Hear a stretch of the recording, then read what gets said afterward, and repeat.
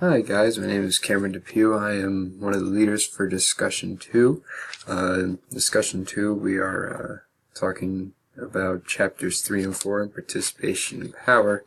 And that basically talked about the processes that took place in Newport, Indiana over the destruction of VX nerve gas and specifically the public's involvement while going through that process. So I brought up some numbers from Newport, Indiana. In 1999, the population was 626 people, which is pretty rural, very low in terms of a population.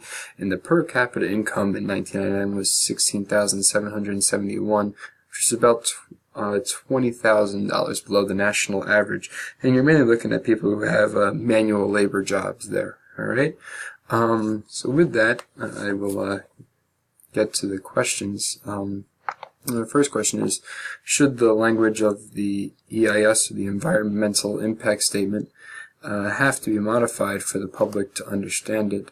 Simmons talked about whether or not the public should be able to have a better understanding of what the technical language being described in that statement is saying.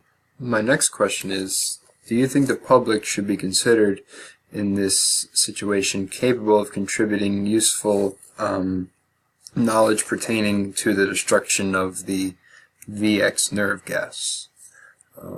My third question is there an issue with the decide, announce, defend tactics that were used by the Army in terms of when they produced their environmental impact statement?